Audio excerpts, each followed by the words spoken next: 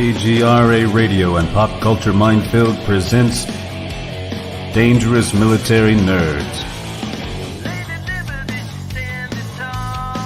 Dangerous Military Nerds. They're just like regular nerds, only dangerous. And now, your hosts, Don Ecker and Gerry Kissell.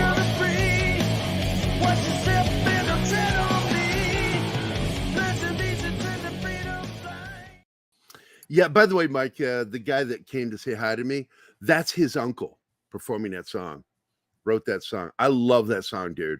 That's fucking badass. Pro-America, pro-soldier. Hells to the yeah, everybody. Hello. Welcome to another episode of Dangerous Nerds. We're just like other nerds, only dangerous. We're those guys that you've heard about that know everything about World of Warcraft, Star Wars, Star Trek, Babylon 5, Red Dwarf, Blake 7. Plus, we can field strip an M16 blindfolded and put it back together in under a minute. And say things like, I will stab you in your face. That's us. That's it. Oh, and I love Star Wars, but you talk that book of Boba Fett shit with me, I will stab you. Yeah, right. Put you 6 feet under. Yikes. Don is not here today. I hope everybody's sending him messages. He lost a close member of his family, and he's just taking a day off because he was broke up over it. And please send him your love and prayers. We do. I love Don. He's one of my dearest friends. I fucking love Don, man. I love that guy. And I know YouTube's got some rules now. You can't say the F word within the first 30 seconds, but our opening title saves us from that. Yeah. Yes. And because this show is kind of edgy, I have to remind people that things can be said here. And so I'm going to play our little warning just to remind people. And this, of course, is the voice of my friend Mac, who served in the military same time as I did. So here you go. He was Army. The following program involves discussions between military veterans. As such, it is almost guaranteed that there will be coarse language and crude subject matter. So if the words piss, fuck, cock, cunt, and shit offend you, or if openly discussing that one time you were butt-fucking your ex-girlfriend and her miniature pincher jumped up on the bed and started licking your asshole until you had the best orgasm of your life makes you uncomfortable, this might not be the place for you. Otherwise, enjoy. He did. Instead of drunk phone calls from him, I get recordings like that. He'll just send it to me. Did you tell him the story I told you? I mean, come on, that was in private. I know, man. Look, I got to tell you guys. It's the bleaching on his beard is from his. It's look. I tell him all the time, man. You got to wait till the anal bleaching is done. Don't get in there early. That shit will keep happening to you, that little shit there. I can only hope that all this comes in white first. And then that's my go-to. We call it his anus tickler. Your actions have consequences, boys and girls. Ladies and gentlemen, you're exactly, Joe. Ladies and gentlemen, this is my friend Mike. Mike, I've known for a while. I met him, and I do believe this is it. I think I met you through Jeff Searcy at Wounded Warrior Project. And who I love very deeply. He was, like I said, the first guy I called when I came up with Vindicated Inc. I'm like, is my idea insane? He goes, no, this is good. And I'm like, okay. The first ever action comic hero who is a disabled veteran, but he's not disabled. He's enabled. He's like, I will kick your ass. And he's sort of loosely based a little bit on my buddy Kurt Yeager, who's not a veteran, but he's a badass, an amputee. And basically, I know how badass Kurt is. He does his own stunts, man, and he's got that peg leg. Even though, do you know Kurt Yeager? Do you know about him? I'm aware of him. Yeah, badass. Kurt's so funny. Like, he did that show for Skinamax where he was a hitman, and in his final episode, he gets shot in the face, in the eye, and drops. But they said, you might not be necessarily dead. There could be a chance we bring you back. And I said this to him. I'm like, so in other words, you're going to have a peg leg and an eye patch. So what are you, a pirate now? And then he gets a pet bird, a pet bird just sits on his shoulder. One thing leads to another. One thing. It's a slippery Hey. slope, man. We've all been there. But I'm so glad to have you here, Mike. I like having my friends on here. I'm like, what's the point of being friends with you fuckers if I don't get to have you on my shows? Got to share us with the world, man. Yeah, man. And I want to share you because you're just an amazing dude. And I really do, you know, I say this in all humility. Dude, I've always been in awe of you. Oh, God. Because I've referred to you as you're going to, I know you're going to fucking act like a dick about this, but you're a fucking hero in my book. You're the real deal, man. And we talked about that this morning. It's like the thing about warriors is we're just trying to do our jobs. Mm-hmm. It's not about my feelings. It's about the dude next to me. And here's the biggest thing. I think every real infantry guy in particular, Marine, Army, doesn't matter. We're both the same animals, Marines and Army. We're both the same animals when you're infantry, which is it's not about me. It's not about them. It's about the guy next to you. And why is that important? It's because you're afraid of failing at your job and getting that guy killed. Yeah. Yeah. You are 100% okay running through a shitstorm of bullets and explosions and possibly dying, more than likely dying. But the thought, I mean, you hit it right on the head. The thought that I would fail and let someone to my left or right die haunts you. Greatest fear of every infantry soldier is the fear of costing another member of their team's life or getting them hurt. And doing your job is your highest focus. You are so focused on doing your job. Courage, heroism doesn't play into it. And that's why we all kind of like go, whatever. Like when I get thanked, I'm like really like almost put off by that. It's like, why are you thanking me for something I did for me? I did it for selfish reasons. I wanted to serve my country in a time of war. Yeah. You know, I volunteered for this shit. I'm an idiot. You know, there's no courage involved with that. I just wanted to prove something to myself. And at the same time, once I understood with the guys I was with, I mean, some of the guys I was with, they got wounded. Kyle Fisher, God, I love that guy. He's the one he's from New Orleans. He had that great accent. I fucking loved his accent. He was like, I love my fearless squad leader. And I'm like, I love you too, man. He had it everybody in my squad had it written on their headbands for their helmets, their Kevlar helmets. You know, the little two snake eyes on the back. Had it written on there. I love my fearless squad leader, all because I stood up to anybody, including all senior NCOs and officers. And I would not take shit off anybody because I understood how the system works in the military. I knew that when they were allowed to talk shit to me and when they weren't. And if they talk shit to me in front of my squad, I'd call them out on it. And that impressed my team that I'm like, fuck them. I don't care. What's the worst they're going to do to me? Make me do so we have a super chat from Christian. No, we don't. I don't see that. Christian Delorme, a very good friend to this channel. We're so grateful to you, Christian, for becoming a new viewer and member. Thank you so much. Canadian $10, which is monopoly money. We know it is, but it spends like real money. What's that, like 57 cents US? Right now, oh my God, the People's Republic of Canada. But we love you, Christian. Thank you so much. A great military panel. Thanks for doing this. The military is a soft spot in my heart, as is in my own. Of course, I'm going to have surgery one day to fix it. My boy in Canadian Army is being deployed in July to Latvia. Oh, wow. And you can't offend me. Thank God. Trucker, married 23 years. Love truckers. Big supporter of truckers. If you have food, if you have clothes, thank a trucker. That's all I got to say. He's some of it goes by train. Yeah, but how does it get from the train to the store? By truck. By truck. He's the guy I'm doing the commission for right now, Gary. Oh, Christian? Yes, absolutely. Yep. So you commissioned Joe and not me? That's right. That's right, man. You're too busy. You're too busy. I'm too busy. Can I say, things. Circling back to the thank you for your service thing. On my show, I just had last night, I was talking to John Billingsley, from Star Trek Enterprise. And I know I met him. He's a nice guy. For the audience. And we had great conversation, talked about his career. And then we got into the military of it. His father was a serviceman member. And he asked me, he goes, like, Because I've heard so many people say, you know, like, oh, thank you for your service. It's so like blasé and it's just tossed out. And like, what should I say? What should I not say? And my answer for him was, first of all, it's nice that you want to say thank you for your service. It's appreciated in the general sense.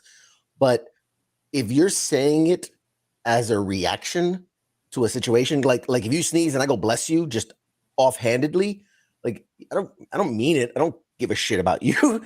I'm just saying it because it's the reactionary thing to do. So I said, if you're saying it that way, don't bother. Don't waste your time. Any vet can pick that out of a lineup and nobody really cares.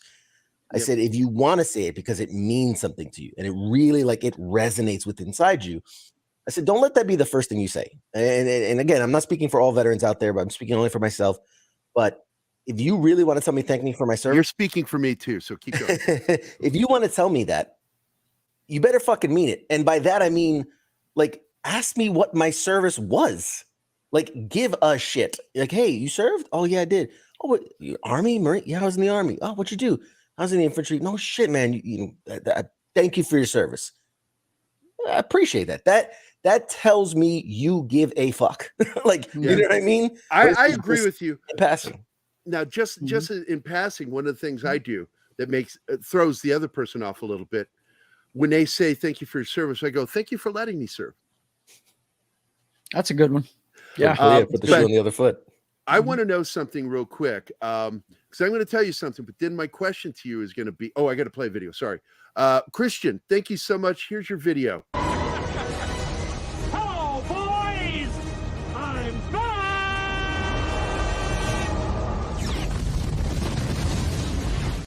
Technically, I refer to that as a backdoor video too. Well, Yeah. You better get That's why I another got 'em. ready because we have another Christian, chat. Christian keeps doing this. Oh man, I love you, man. Instead of thank you for your service, how about shout out to the ultimate civil servants? I got to tell you, you walk up to to a veteran, you know, if you do this with me, I would laugh my ass off. I would love it. Go, fuck funny. you, buddy. But I got to tell you, I had an incident happen one time. Let me play a video real quick. Say, I wish you folks at home could see this. Seymour, where did you get such a weird plant? I love playing these little video clips. It's one of my favorite things doing this show. But I've had some awkward situations when people thank me, but the weirdest one, and I want to know yours, your weirdest, was when I was at Walmart looking for, I think it's Birdsong Chinese General Tso powdered mix to make General Tso sauce. And they had moved it. Walmart keeps doing shit like this. It annoys me, changing locations of things. But in fact, in this situation, they stopped selling it for a while. And that annoyed me. But I'm walking in, just trying to find it. I'm really freaking annoyed. And I'm like walking down this aisle and I see, and all veterans are like this, especially infantry. We do threat assessment everywhere. Everywhere we go, we're constantly aware of everything going on around us, who's around us. And I spotted the hippie, his hippie girlfriend, and their weird fucking old lady grandma in a muumuu with flip-flops and an oxygen tank in the upper part of the cart and a cannula going through her nose. And I spotted him, and I'm like watching everything going on around me, and I'm trying to find this stuff. And all of a sudden, that hippie reaches out and grabs my arm. Grabs it. And I clenched my fist and I'm like, I've heard of stories like this happening in Walmart where someone has to beat the shit out of a hippie or something. I guess this is my moment. So I clenched my fist, about to plow this guy in the fucking face. I turned and looked at him and he goes, "Sir." I went, "Yeah." And he goes, "May I shake your hand and thank you for your service?" I went, "Okay." So he reaches his hand out, shakes my hand. He goes, "Thank you for your service, sir. Thank you." And I pulled my hand away. Now, once again, I'm a germaphobe. I pulled my hand away, and my hand is all I'm thinking about now, plus the fact I'm sitting there looking at him going, "How the fuck did you know I was a veteran?" And I'm just looking at him, and I start backing away from like Homer going into the bush like this. Oh, okay. And I'm backing away from him, and as I back away, I begin to turn to go down the rest of the aisle, and I keep looking back, and my hand now is fist again, but I'm holding it up slightly to remind me not to touch anything with it. It is now germified. So I'm walking down and I keep looking back at him, And they're just walking on, going on about their own business. And I get down to the end of the aisle, and as I'm turning that corner, and I lose sight of him through the corner of my eye, I haul ass, my big fat ass, running through Walmart all the way to the back bathroom. I get in there, and it's packed full of people. I get to the scene, and I just start scrubbing my hand. I'm sitting there going, how the fuck did he know I was a veteran? Like, what the fuck? I'm like, I know my military bearing is no longer in existence. So I'm like, how the fuck did he know? And I'm looking at my arms. My tattoos aren't showing. I'm like, am I got any pins on my? No, I'm not. And I'm washing my hand. I'm really perplexed by this. And I finish washing my hands. I'm shaking it off. And I look up in the mirror and I'm wearing this hat. Mm-hmm. And I said this in a packed bathroom. You fucking idiot. And it was like the piano stopped playing and everybody stopped and were looking at me. And I turned around and saw everybody look at me. And all I said is, that guy, pointing at my own reflection, he's a fucking idiot. And I left the bathroom. I'm like, fuck it, I don't care. Wow. So that was a weird experience for me. So what's yours? Oh man, many years, many different experiences. I think the one that jumps out right away is I was traveling for something. I don't even remember what it was.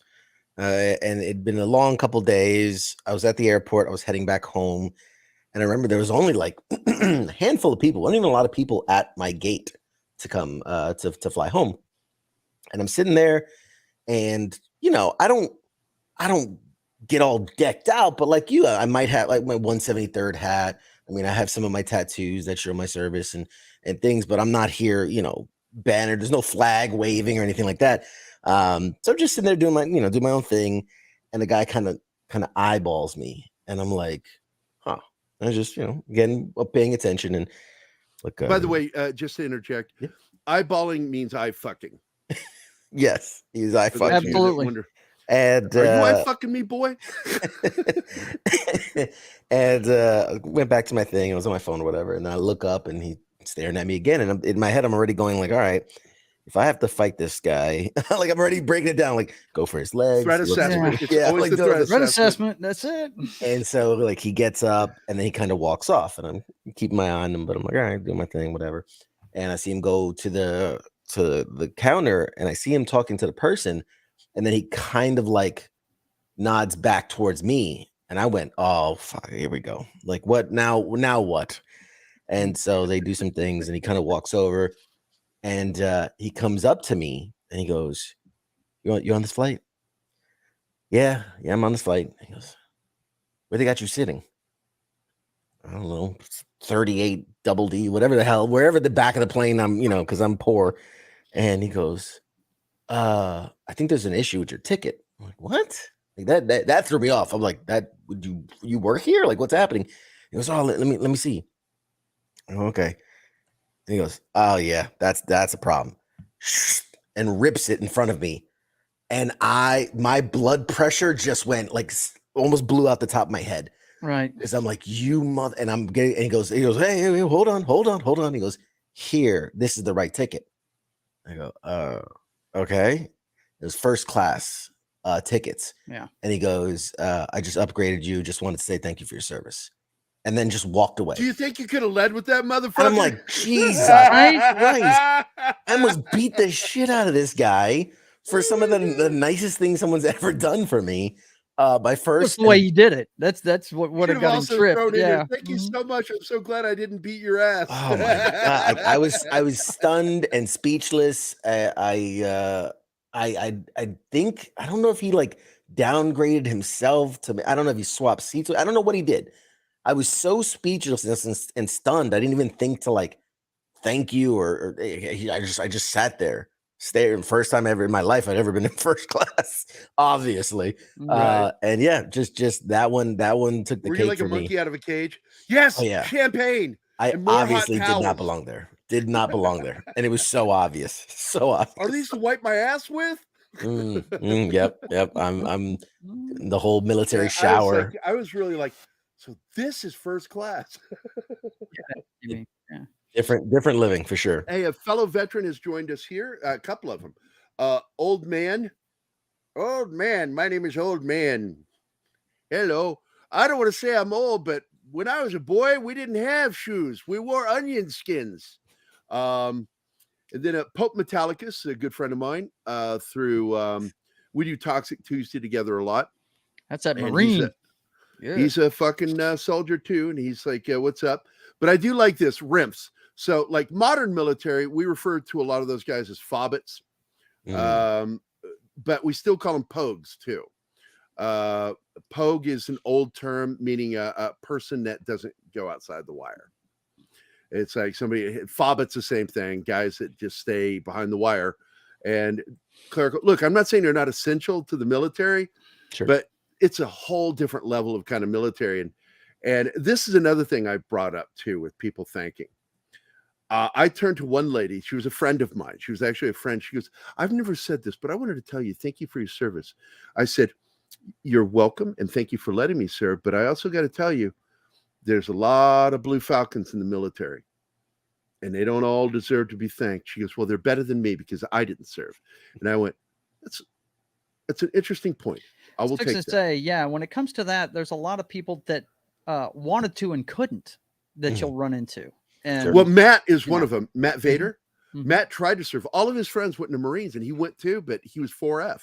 He couldn't serve, and it sucks, man. Because I told him, I said, I was older than everybody. I went in at 26, dude. I was older than my drill sergeant in basic, man. But I always thought it was like Stripes, dude. It really was. I tell people when I watch Stripes, I'm like, that was me.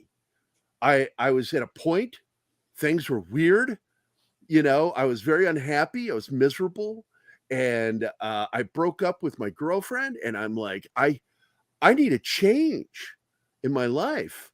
And as I'm sitting there complaining to my buddy John McGrath about this, who was in the Army too, as we're sitting there talking, I get this notification, the slat opens on my door and mail comes in. So I walked over and there's this letter from the federal government. And I'm like, I had just gone through my second, what do you call it? When the IRS goes after you, audits. Yeah. Oh my God. I hate those things. And so I saw that and went, oh, fuck, not again. It's too late in the year for it to be taxes. Come on.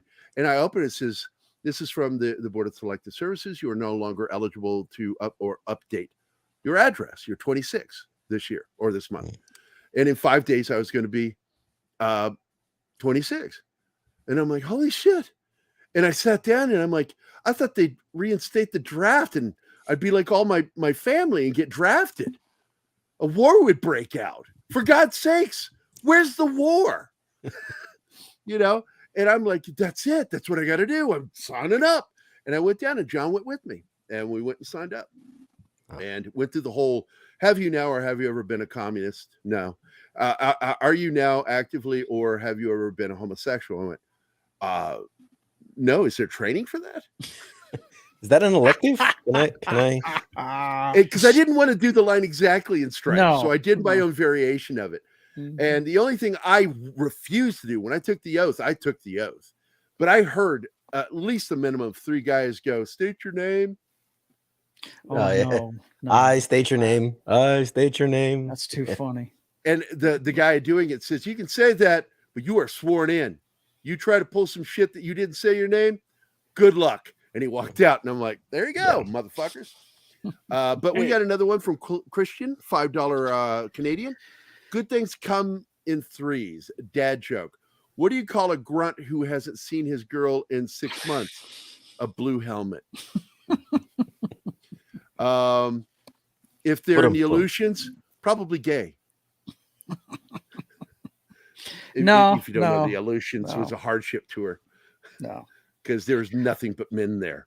There. Dude, like, I was on one of those places, Johnson Island, a year's worth. Yep. Yeah. Oh yes. I'm sorry. Let me play the video and then, baby, my girlfriend's in the chat right now.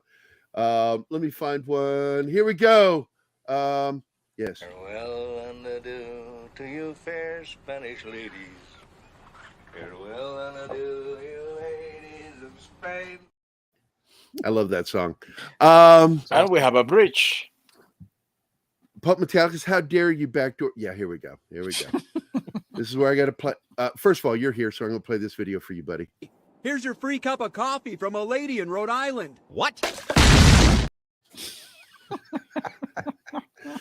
I love vet humor, and that's dark vet humor right there. The best. Oh God.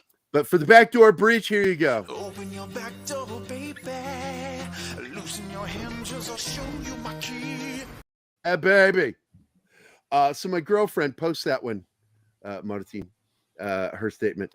So here you go. I did that. One of the drills, as we're going through the first obstacle course, as I'm going over one of the obstacles, I stopped and locked eyes with the drill sergeant because I looked at him and he automatically turned to look at me because I made eye contact with him. And I yelled, "This is nothing like stripes!" And then I kept going. And he just started laughing like, what the fuck was that? Because stripes is like the only thing in that movie that was even similar was the fucking obstacle course scene. The rest of it is just fantasy of some guy who thinks they know what goes on in the army and wrote about it. I mean, there's a lot of movies like that though. Like that's you know, the Hurt Locker, you know, and all these. Oh my God, yeah! I went with a bunch of my vet buddies to see that, and we were laughing when he starts talking shit to his senior officer. We were like going, that guy would get smoked right then and there, right? For that shit. You don't talk back to your senior officer so much. Or Don't get me wrong. NCO. Enjoyed the movie as the same way you would enjoy, you know, Avatar. You know, like it's it's fantasy. Pure fantasy. It's pure fantasy, all fabricated. And you'll like this because Echo 3 is written by the same guy. Okay, the new series. And Anima and I were watching it. By the way, she's like she never knew anything military. And my girlfriend is from Vienna, Austria. So she talks like this. "How are you doing, Gary? I love you so much. You're my baby. You're my jerk," as she says. "You're a jerk, but you're my jerk." And so she's so fucking sexy. And she is now watching stuff. She catches shit that I miss. Like John Wick, I never noticed that he fingers the shit out of those guns. Oh, yeah.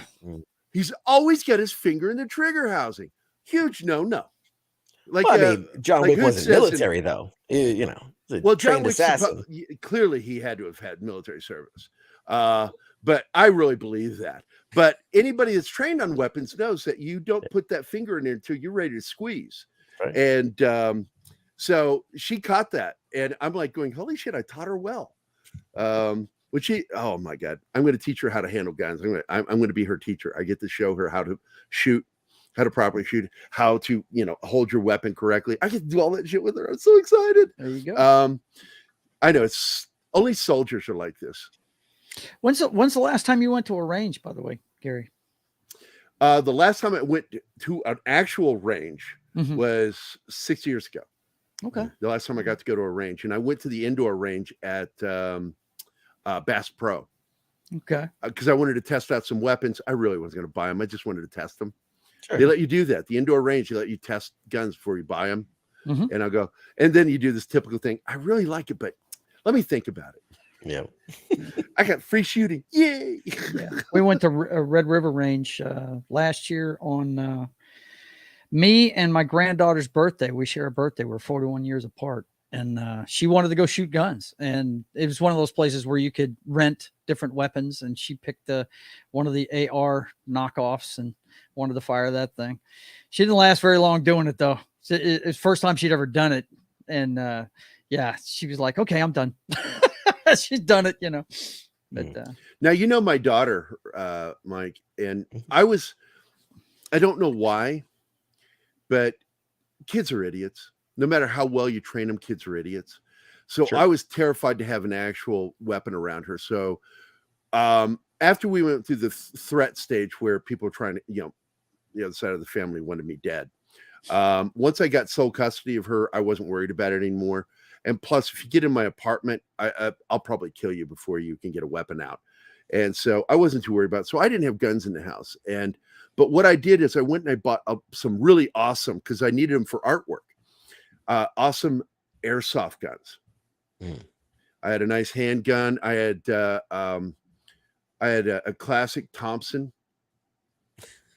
The classic, it had a drum and it had the magazine. Sure. God. And I had a couple of I had an M4 and an M16. My M4 was SOP mod set. It had the really cool gear on it. And it was all for photo references. So I'd have these things handy so I could do the drawings and make them accurate. Sure. And, but I decided when she hit a certain age, I'm going to teach her how to handle guns by making her respect airsoft guns. And that's how she was taught. And she learned how to do proper shooting. I taught her how to finger aim. I know you learned how to finger aim. Because, you know, it is. What's that? Oh, well, fuck you. Yeah, right. True.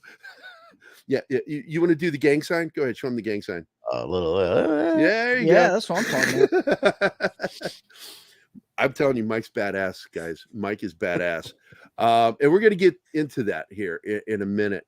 Because the first half hour is just sort of fuck around. Let's talk, have some fun. And then we'll get into the crux of you, Mike. We're going to get into you, Mike. We're going to get deep into you, Mike. Deep. And it's been a couple hours, so sure. It's still pretty loose. Pretty loose? Is it loose? Okay. Yeah. I had my coffee. We're good. Speaking of coffee, this show is brought to you by Fuel Up. This stuff is amazing. I kid you not. They sent this to me to try it out, and I'm not drinking coffee in the morning now. I'm just drinking this. And I'm telling you, man, I'm wired for sound. I had two servings of it today, and I'm supposed to only have one. I had two. That is 360 milligrams of caffeine. I should be having a stroke right now. You are. Yeah, I just Please don't. right now. In Please reality, don't. I'm like this. Because the only medical personnel here is you. So unless I'm you the can only one work that on can save me yourself, right now. you know. Hey, Doc. I meant to tell our co-host this morning, guest host, that I wanted to go into Marines. Now, I don't know what your choices were, but I wanted to be a hospital corpsman in the Marine Corps. But what I found out when I went to the Marine recruiter is that Marines don't have their own hospital corpsmen. They use Navy hospital corpsmen. And so I went, oh, I have to go in the Navy. And they went, yeah. So I went to see a Navy recruiter. And this is how it went. I said, I want to be a hospital corpsman. I want to serve in a Marine unit. And they're like, well, you only have a 20% chance of being assigned to a Marine unit. You got an 80% chance of being assigned elsewhere. I said, so I have 20% chance of being a Marine and 80% chance of being a sailor. And they went, yeah. And I went, yeah, I'm not going to do that. No. And I got up and left, and it pissed him off. I'm like, no, thank you. And so I went to the Army recruiter, 100% chance of being a combat medic as long as I passed the test. I went to what was yours? I went to, I'm sorry, Joe. What? I went to the Army, and they at the time it was the college fund program, right? And I was going to sign up for a 2-year gig, but like every recruiter, my dad told me a long time ago, at a certain point when he was in, he had to be either a drill sergeant or a recruiter. And he said, well, I don't want to lie to people for a living, so I'll become a drill sergeant. And I found out the hard way. I got an extra year of service because this guy, he said, yeah, you can get in the MP Corps, because that's what I wanted. You know, they had a list for the college. Military pricks. And I said, yeah, I'd love to do the MP Corps. And he said, oh, well, you got to sign up for 3. He got an extra year out of me, the sorry son of a bitch. So. I know this is probably the first time you ever heard it, Joe. Thank you for your service. No, you guys were talking about when you get Don got busted. blindsided by it. I get blindsided by it about 3 times a year because I've got the cross pistols on the license plate on the front of my car, which is the symbol of the MP Corps. So, you know. Yeah, I have balls on the back of mine. Don Ecker, he got in trouble for punching an MP. Knocked the shit out of him. Everybody does. Yeah. I understand. Like I told you, Danny was wondering why you mess with me all the time. I was like, dude, I'm an MP. Everybody in the military hates me. Yeah, it's like because I'm used to it. I told people, I said, I love Joe so much, but I'm so torn sometimes because he was a fucking MP. So, but let's hear why, Mike, did you join the Army? Why were you so dumb to become a girl? Oh, that old tale of I was a senior in high school when 9/11 happened, dating myself, the young guy in the room. And I'm from New York City. So I was in the city. My school was the Salk School of Science, which was less than a mile away from Ground Zero. Mm. Oh, man. And I'll never forget it, man. I was in computer class and not doing my assignment. I was just surfing the web and saw it come right over, like a plane hit. The first plane hit, and everybody, obviously everybody thought it was an accident, this whole thing, and Yeah. pretty quickly we put it up on the news, and we were watching live when the second tower got hit, and fucking screw class. We literally all bolted out. It was a very small building. It was only like 2 or 3 stories, and ran to the roof. And from our position, there was too many buildings in the way to see the Twin Towers from where we were at, but you could clearly see the smoke rising over them. Yeah. And pretty soon after that, they realized something. That's when everything else started happening, and they released us. And anyway, long story short, like that changed everything. So immediately after graduating high school, I went to Recruiter, and I wanted to get some, you know what I mean? Like, because don't get me wrong, everyone at that time felt 9/11's personal, right? It's an attack on America. Yeah. But it felt super personal. They attacked my city, they attacked my home, my school, my everything.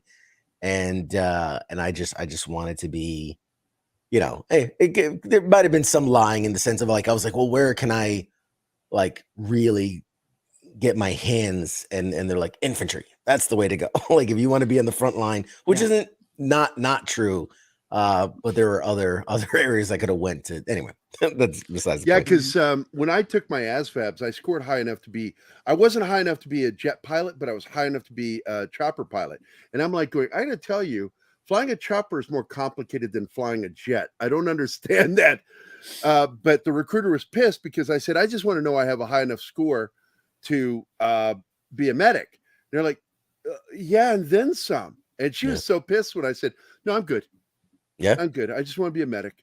Yeah. And but I got to tell you, man, I'm right there with you because I've told people, a lot of people don't know why I left the military. I left the military because my wife went active duty and I stayed home to take care of the kid. And I went IRR, like Robin Williams. Anyway, I went IRR so I could raise the kid, and she didn't want to do that. She wanted to go do military stuff, and she fell in love with a soldier, not a daddy.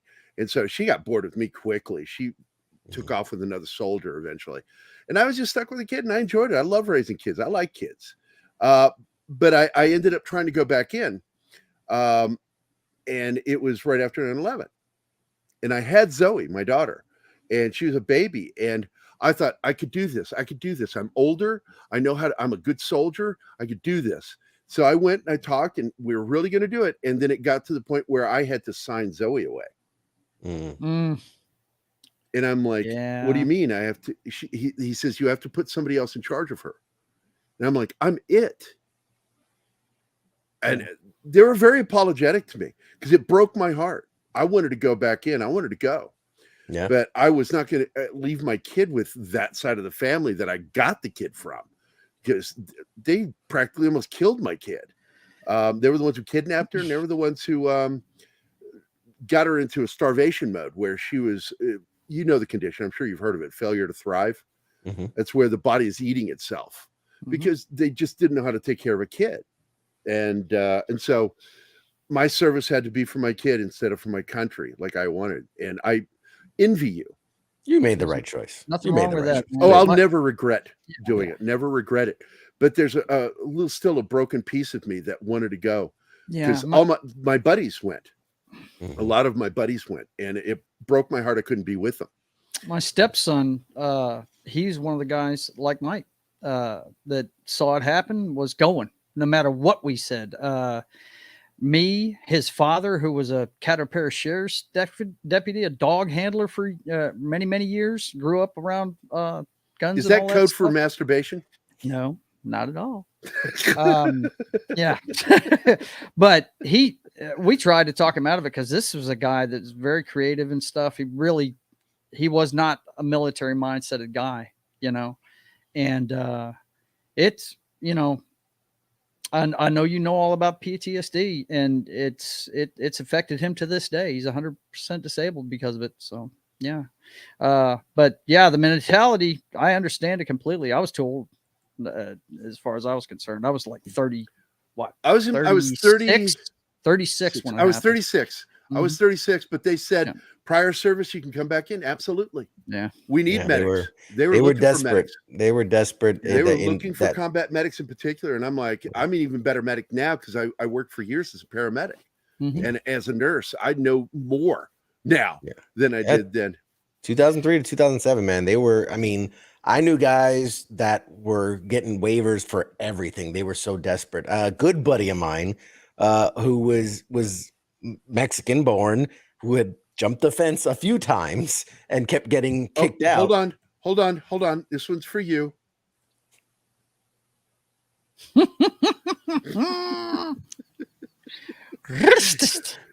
Keep going, man. And keep burying yourself. Go right ahead. No. I love the guy to death, man. In fact, he's the reason I'm still alive. But he joined as a way to stay in the country, which you try to do that today. You can't without citizenship or proper documentation or whatever. It's a green card or visa, whatever. He was like clean off the. I just hopped the border, clean off the street, walked into recruiting. Can I join? They're like, yep, sign right here. And joined the military because they were desperate.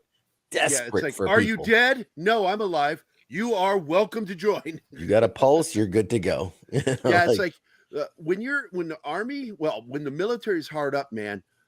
Guys that are normally 4F will find their way in. It's true. My brother, flat-footed, served in the Marine Corps in Vietnam. There was not a lot. I remember being in like MEPS and going through the process and they'd be like, you'd hear another guy and they're filling out his paperwork. So like, do you take medications? And he's like, oh yeah, like antipsychotic and depression. And they're like, nope, got it. And like, nope. And just going through the check. Do you have a fear of guns? And they're like, oh yeah, I would never touch a gun. Nope, got it. Check. Like they're just going down the list. And they needed bodies. They needed bodies. And a lot of them. So it's funny. I lied on mine when I was taking the physical, and I lied in a way so I didn't lie. When they asked me, have you ever had any lung conditions like such or asthma? I said asthma because I have asthma. I said asthma, not that I know of. Oh, diagnosis of asthma. No, not that I'm aware of. That's what I said. Yeah. And because I hadn't had a diagnosis since I was a baby, so I didn't feel like I was really lying. But I was terrified of having an asthma attack during basic because I didn't have an inhaler. And I went, but man, I was fine. I did great. Never had one single problem the whole time I was in basic and AIT. It was when I got to permanent party that I was exposed to the flora, not fauna, the flora of Northern California when I got to my unit. And oh my God. Oh, what a nightmare. I became allergic to things I didn't even know I was allergic to. But so let's get into it. So sure. One, because the second part of this, I want to get into how you became affiliated with some of the stuff you're doing. Sure. Let's get into the crux of what was the stupid shit that got you wounded? Because we all do stupid shit because we care. Right. And we love that fucking guy next to us. We love him. We will give our lives for that guy next to us. Even though I know a lot of us has heard this time and time again that guilt you feel when it's like, I'm glad it wasn't me thing. Yeah. But that's the cold hard reality. Everybody has it. Survivor's guilt is tough. We all deal with it. I've dealt with it. But dude, you went into the shit under fire. Let's start this story. How did that day start and how did it end up?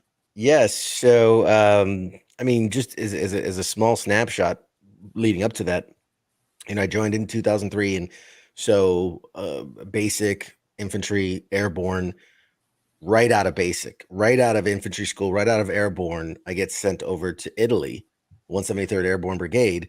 And anybody that knows their military history, 2003 was the big jump into Iraq. They invaded Iraq, jumped into Bashir drop zone, northern Iraq, pushed all the way down to Kirkuk, and then as I think as north or south as Baghdad. So I joined, and literally as green behind the ears as you can be. I'm a city kid, born and raised in New York City, dumb as a box of rocks. God bless public education in New York City. And you know, to me, the woods was Central Park. That was the woods. So wow, very fish out of water. You know, joining the army and doing all the stuff in basic and airborne. It was all, everything was new experience. When I got to Italy, they're like, hey, we're jumping into Iraq. So here's a parachute. And you're like, oh, okay, we're doing that then. So, you know, here I am, I just turned 19, and I'm jumping out of a plane and jumping into Iraq, into a combat zone with zero experience outside of basic training and AIT. Survived that deployment by the grace of God, who knows? A lot of close calls. You know, when we first got into Iraq, we were still fighting an Iraqi army for a very short time. We were, before we overtook them the way Ukraine's taking over Russia. So we wiped them all out, and then started dealing with the insurgency and things like that. And we were told, and this is important, we were told as we were when we were about to jump in, you're gonna be there for 3 weeks. You're the invasion force. You're gonna take over the airfields. You're going to clear it out. You're going to make sure so these planes can come in and we can take over, and then you're getting out of there. Like, you're just the tip of the spear. That's it. We were there for 15 months. Just the tip, phrasing. Just the tip of the spear. But we ended up. That's when you know you're about to get effed right there. Yeah. Exactly. So it was rough. It was very rough. It was a hard deployment. There wasn't anyone still in the military at that time that were combat veterans. We were the first of a whole new generation of combat veteran. So there was no one you could talk like, what's it going to be like? You know, the closest thing was Desert Storm for whatever. Yeah, all those guys had retired in the 90s. It was a long time between. Because my first sergeant was a Vietnam vet. There you go. Yep.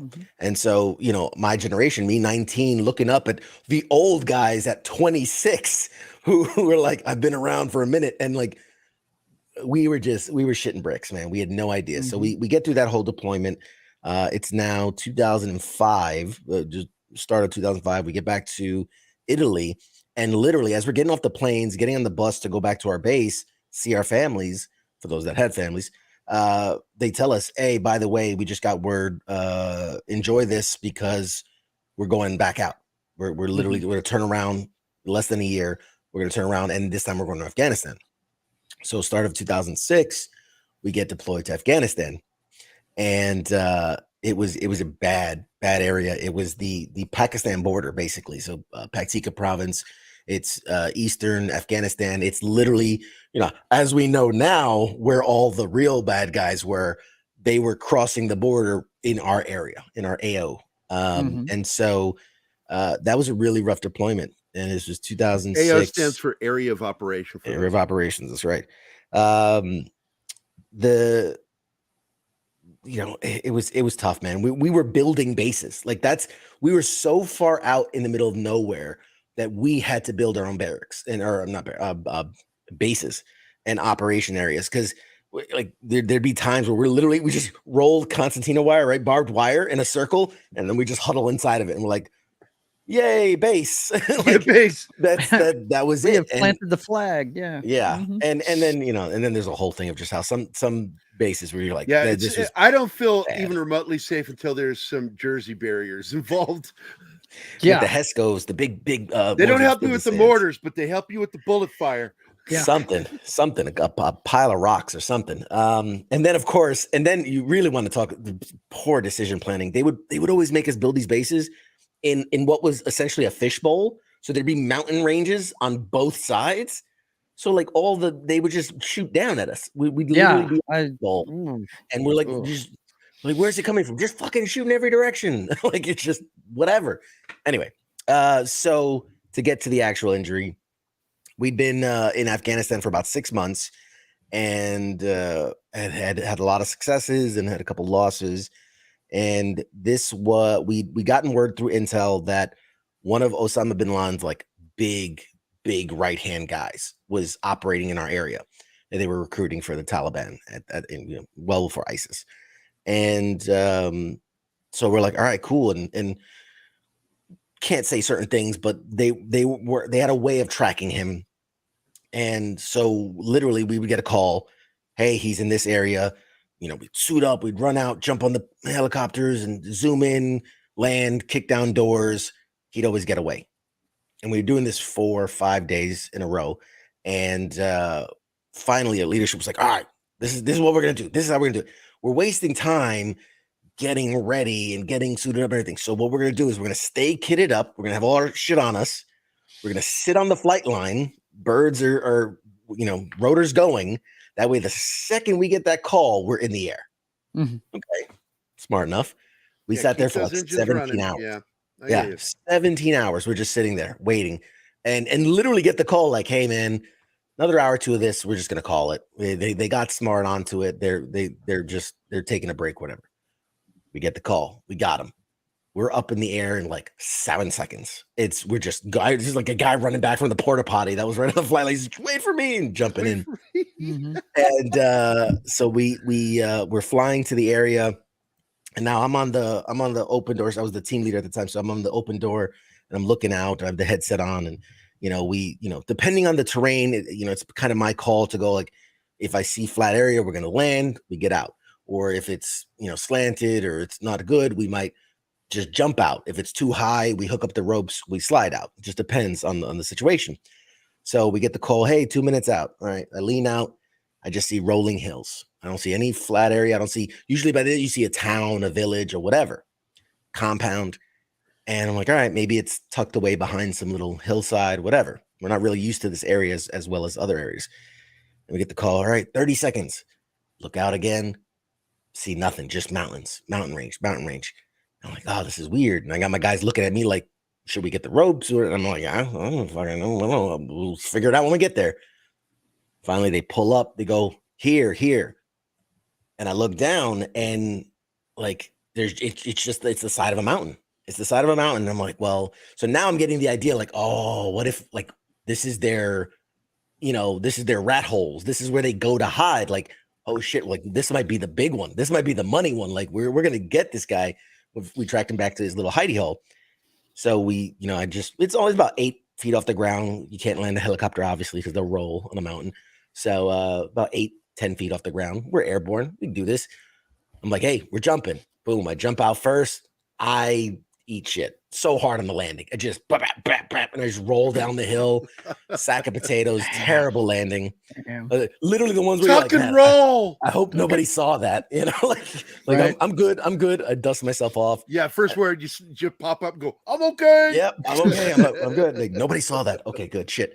And I remember I'm like dusting myself off, and I'm all pissed. I'm like, fucking bullshit, goddamn, fucking almost broke my ass. And I remember looking back up, and I see the last guy exiting, and they tell you everything slows down, everything goes, and he came out weird and kind of tumbled, and then just landed like a sack of potatoes, just like I did. But I see him grabbing his leg and screaming. Obviously, you can't. It's very loud. You can't hear anything. And I'm in my head in that moment. I go, "Oh shit!" He stumbled out, landed, fucking broke his leg. And I'm thinking, I'm team leader, so I'm like, oh, it's the fucking paperwork I'm gonna have to do, and now I got to call it a 911. Because I don't know if anybody's ever been around helicopters. It's so loud you wouldn't hear the report of a weapon. No, at all. It's deafening. The decibels are too high, and it dominates your hearing. Yep. And not we're wearing ear protection. The air kick up too. Oh, when you're wearing ear protection, it makes it even harder. Yeah, it's impossible. I didn't. I refused to wear mine as a medic because I was afraid of not being able to hear someone yell for help. Yeah, I was so terrified, and it caused me hearing problems. You're regretting it now, right? Yeah. So I'm in my head. I'm right. And now every squad would have every team would have two guys that went through a CLS training, combat lifesaver.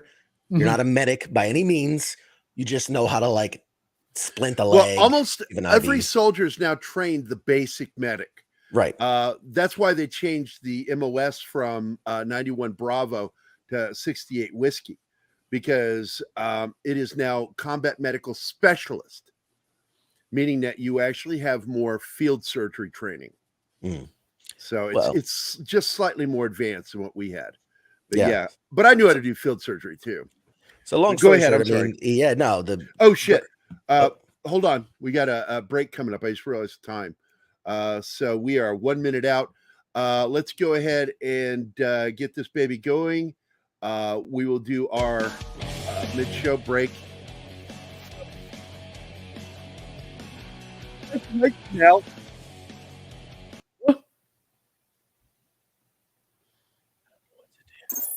Hi guys, this is Gary from Pop Culture Minefield here on KGRA, and we're leaving for our first break.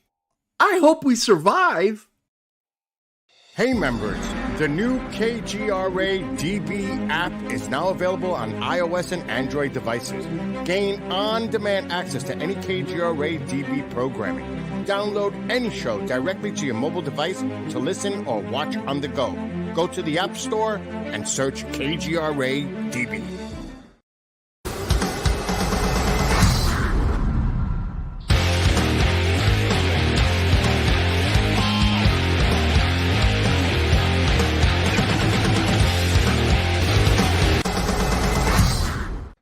Behind every folded flag is a family.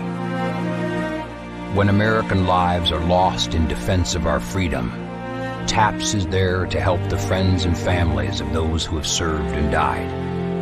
TAPS, the Tragedy Assistance Program for survivors.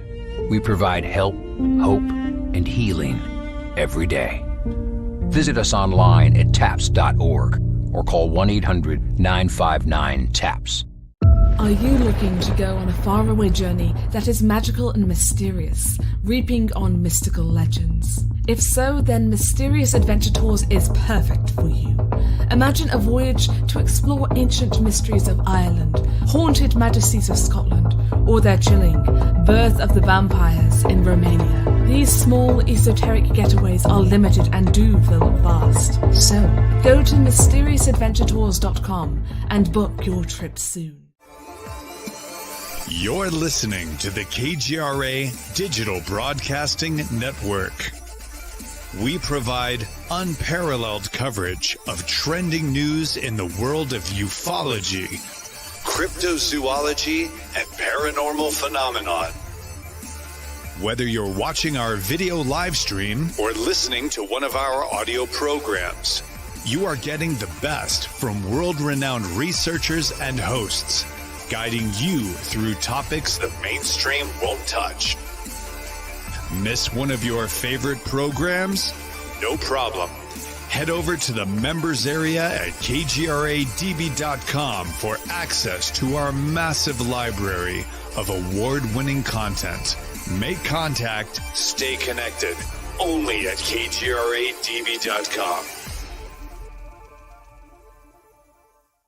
Oh wow, we survived. Welcome back from the commercial break. Now for some more Pop Culture Minefield on KGRA. I sound so mentally deficient. Those outro.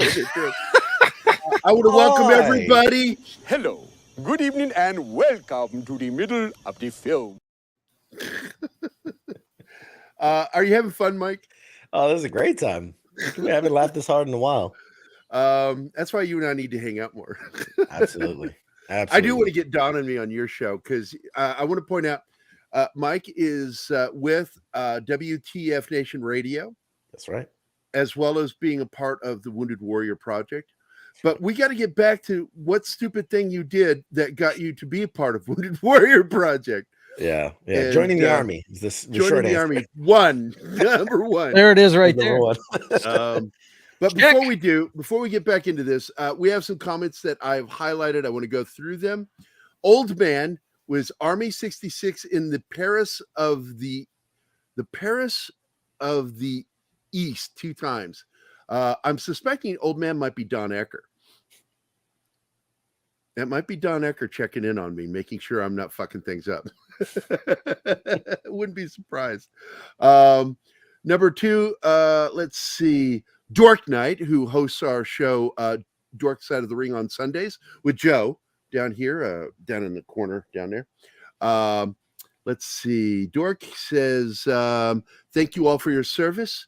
I don't know, man. I don't know if I want to take your thank you. Come on, bro. Be nice to Danny. Fellow veteran, Pope Metallicus. We love Danny. I'm just teasing. Sup, guys? Not much, man. What's up with you? Let's see. He also says, hey, Martin Acosta Santana. By the way, that name sounds like royalty, doesn't it? It does. Look at that. Martin Acosta Santana. He is from Venezuela, Ohio. Now, Cascarillo, isn't that Hispanic too? Or are you Italian? Carrasquillo. Yes, that's Hispanic. Correct my language. American. No, anyway. Merkel. Yeah, because I've always wondered. I've never pronounced your name in front of you, your last name. That's right. Yeah. The white bread way is going Carrasquillo. In front of thousands of people, you corrected me. Thanks a lot, man. It makes me feel good. That's what I'm here for. I appreciate it, man.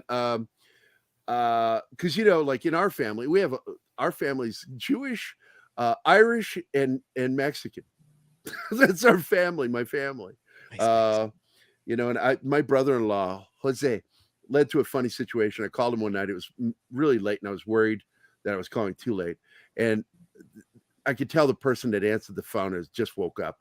He went, hello, and I went, and I thought it was my brother-in-law Jose. So I said, "¿Qué tal, mi amigo?" And before I could finish saying, it's my sister. So she goes, "Oh, let me get Joe." And I'm like, no, sister. Oh, too late. So Jose gets on and starts yik-yakking to me in Spanish. And I'm like, Joe. It's just me, Gary. I wanted to talk to Susan. She gets back on the phone, Gary. And I said, look, I'm going to tell you something. I don't want you to take this the wrong way. You two have been living together so long, I can't tell your voices apart anymore. You need to work on your feminine wiles again. You need to sound like a woman. Stop sounding like Joe. Nice. And that's my sister, Susan. But we also got old man said, Sergeant Troop, when I die, I bet, yeah, that's got to be fucking Dawn. Bet you will piss on my grave. Troop, no, Sarge, never want to stand in line again. Dragon Ruse says, John Wick, that's right, when I made the comment about John Wick's always figuring that trigger. And the line is, and I said that too, by the way, to Anoa. I said, he's always ready to fire. It's true. Let's see. And why he got wounded, old man, I forgot to duck. Yeah. I zigged when I should have zagged. I'm telling you, that's Don. I think I said to him, I said, did you stand up when someone says shut up? I'm just asking for a friend.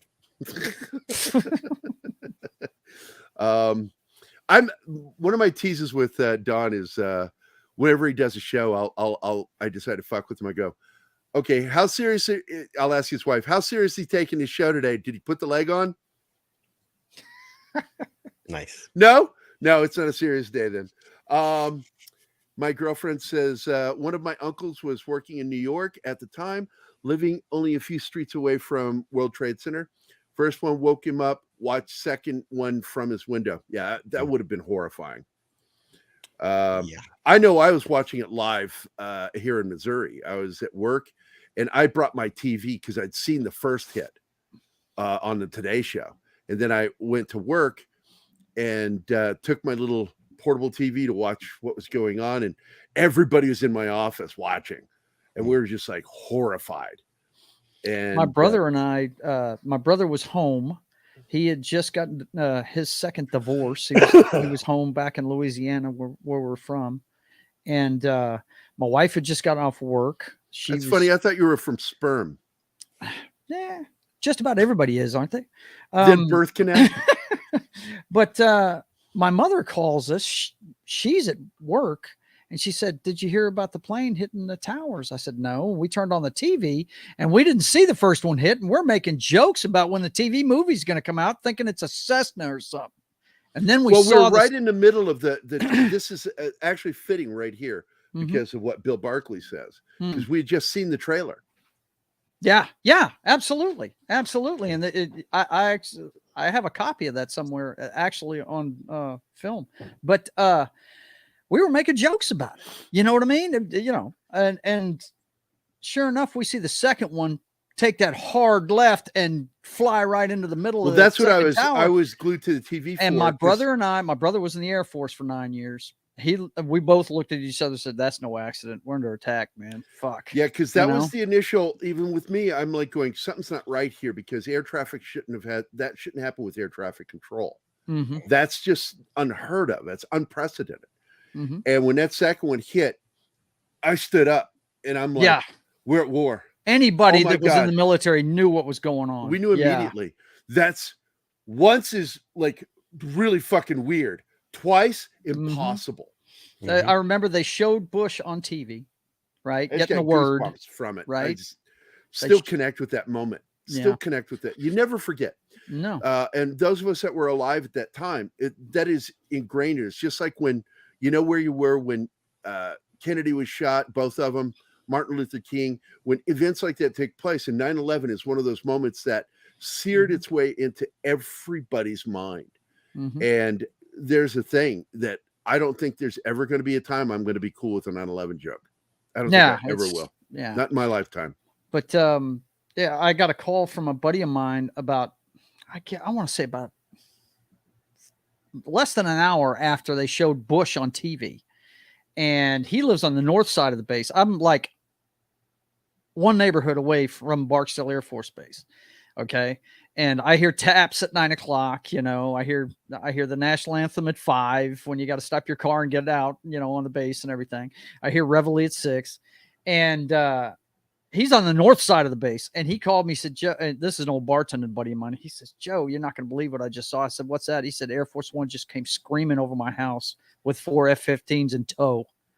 I was like, what? And he was on TV 20 minutes later from Barksdale. Yeah, there was some tense times, man. Yeah, it was. I'm telling you.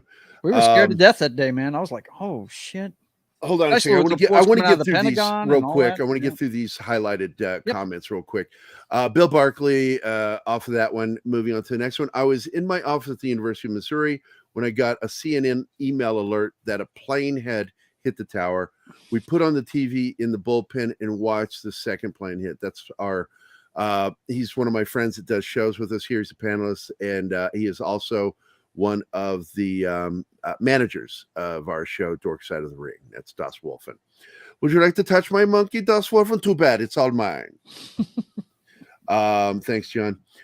Dragon Roost says, even after all these years, I still get pissed every time 9/11.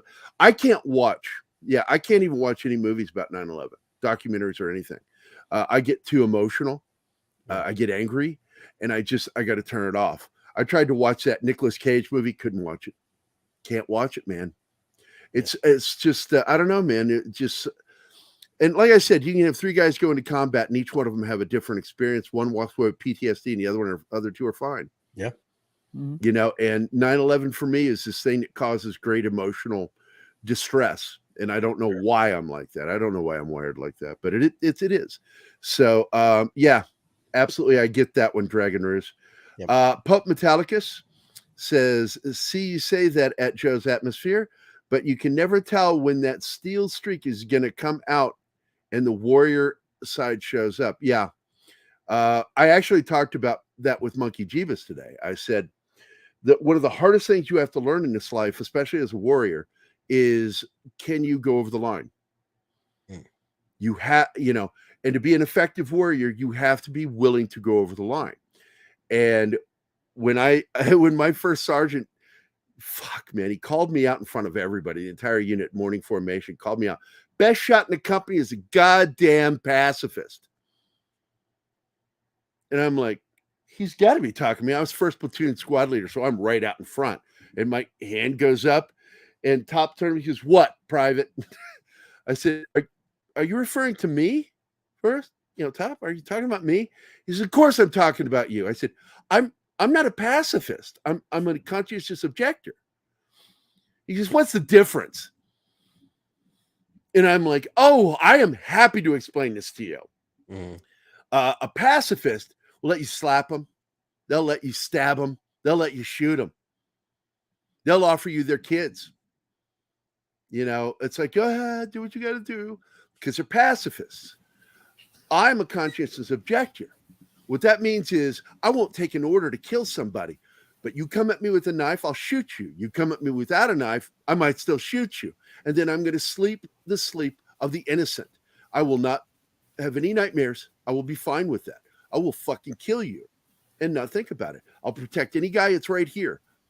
And he goes, okay. And it was one of those moments where I wish he was a nerd enough to where he said, thanks for the safety tip there, Egon. Because that was a perfect moment for it. But then he says, excuse me, where's your military bearing, son? And that's when I said it. Rolled right over their top. And he turned to look, and then he snapped back a dirty look at me, and I went, I did not make you look. You cannot get mad at me. I did not do that. You did that all of your own volition. All on your own. That's right. It's all on you, baby. So speaking of, we got that one. All right, let's move along.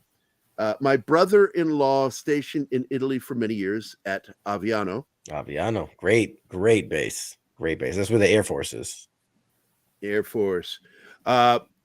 Navy is the taxi for Marine Corps, and Air Force is our taxi service. It's true. Bill Barkley says, I remember the Iraq War, shock and awe. You remember the news version of it. Yeah. We're talking about the other end of it, because I know, like in the first Gulf War, I think one of the biggest things that annoyed us when I was on temporary duty over in Riyadh was CNN. CNN just annoyed the shit out of us. They were acting like they were the stars of the fucking war. Like, fuck you guys. Fuck CNN. Yeah. Desert Storm is what made CNN. Yeah. Mm-hmm. So Pope Metallica says, I actually talked to the guy that found him. Yeah, he was in a spider hole. He's talking about when they found Saddam Hussein. Mm-hmm. Yeah, they found him hiding with some money. My unit was the one providing security. I think it was 10th ID is the one that went in. 10th Infantry Division. That's right. And they went in, and we were providing security around that city at the time. Yeah, that's fascinating stuff, man. Wasn't Saddam found in a hole? And that was the question. Yes, he was. Thanks for the comments, guys. Before we get back in there, if there's anything anecdotal we should talk about, I'm thinking. No, I think we're covered. I think we're good to go. Let's get back into this. So the other dude was holding his leg because of the rotors and the engines on those things. Because you're on Blackhawks, right? Yeah. Mm-hmm. Okay, I want you to notice I say Black Hawk. You hear the H. I because I have a running joke with Keith, because whenever he says Blackhawks, he says Blackhawks. Yeah, sure. And I said, because he's a black dude. And I go, why do you got to always make it about race? Why are you such a racist? Pronounce the fucking H. It's two words, not one. It's two words. Black Hawk. That's right. It's not BBC. It's Black Hawks. And I loved them. I got to tell you, I love the Black Hawks. They were good helicopters. It's still the reason they're still in use after all these years. Man, because I didn't think they'd ever find a replacement for the Huey. Because that thing could take a licking and keep on ticking, dude. That's what we trained on. Yeah, it's what I trained on. Yeah. And but I wanted to be a Ranger. I don't know if I ever told you that, Mike. I think so.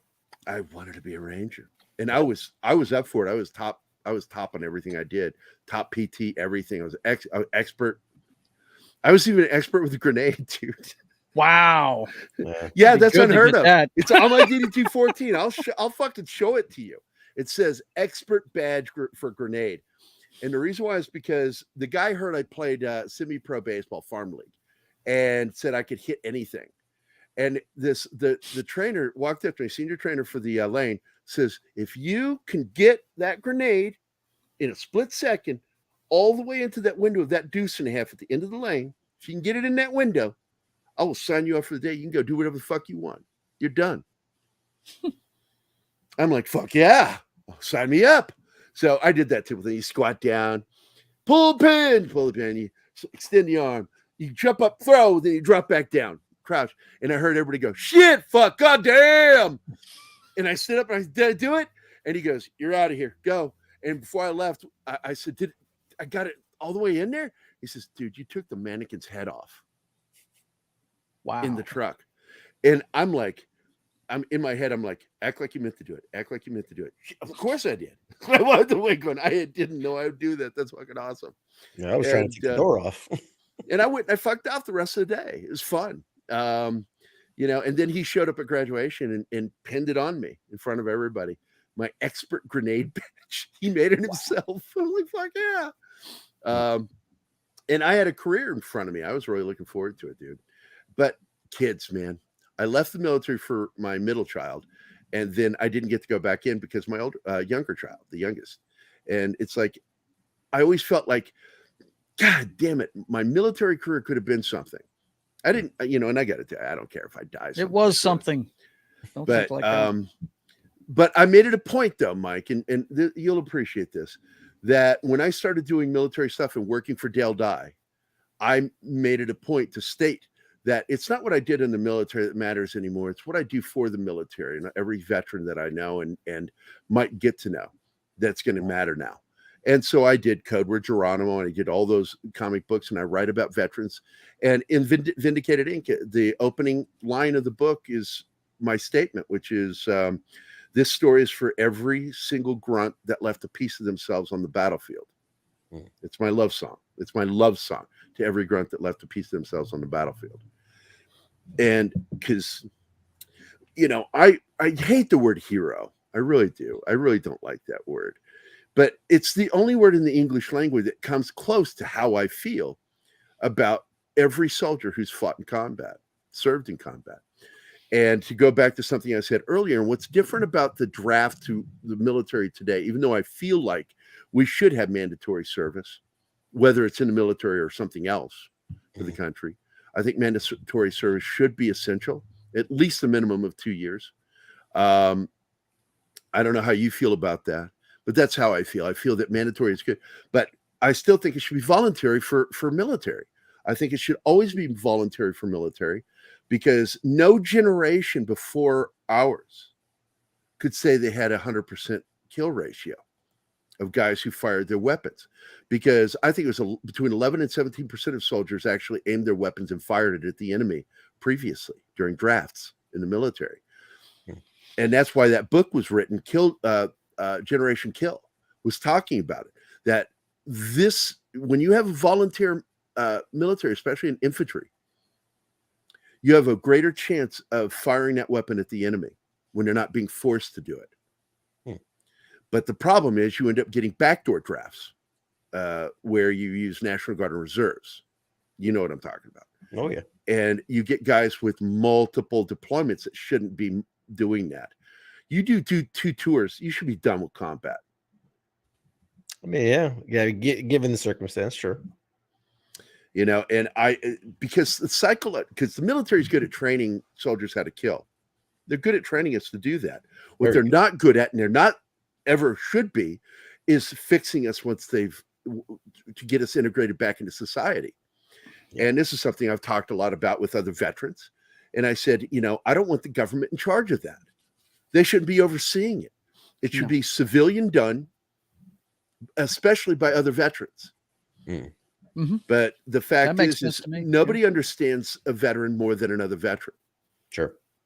And whenever I hear people going after the VA, I'm like, you don't want the VA in charge of that. You don't want the government in charge of that in any way, shape, or form at all, period. You want a civilian organization, and the VA is close to it. It really is kind of close to it, because it's not governed by the U.S. government, but it still has fingers in it that really make me uncomfortable. I don't know about you. This is my opinion. What are your thoughts on that before we get back into your story? Let's hear it. I'm never uncomfortable when I've got fingers in me. That's just me. You're a touchy guy. You're a touchy-feely kind of guy. No, yeah. I mean, it's a big, wide conversation. I agree that the military shouldn't be in charge of putting us back together. Military is built by they're not good at that. That's the last person I want messing around in my head. But yeah, there. I mean, and this goes to a lot of the work that I do today. That there are so many great programs and so many great organizations that are doing their best to what's the tagline? Create the most well-adjusted generation of warfighters this planet has ever seen. Because it regardless of what you did, and here I'm an infantry guy. I fired my weapon many times. I had to kill when necessary, and I saw things. You're a door kicker. No human should ever have to see some of the things I saw. But that being said, it's a lot. It's a big undertaking. It's a very big undertaking to undo the kind of trauma. Just as a quick aside, is that you talk about someone gets into a car accident and it's bad, but they walk away from it, and then they get PTSD being in a car, right? They panic, and because it's the trauma of that one instant can affect them for years, if not their whole life. The idea that you're going to put a 19, 20, 21-year-old who's still mentally developing in a combat scenario where you go, hi, just so you know, everyone here wants to kill you and you can die at any second. And point this out. I want to point this out before you continue. The human male brain's frontal lobe is not fully developed until about 22. Yeah, these guys are going in at 18. Yeah, and the idea that you have to live in a heightened state of being all day, every second of the day. We were doing year-long deployments in some of the most inhospitable places in the world, with literal targets painted on you, and as infantry guys, especially, your job was to take it to them.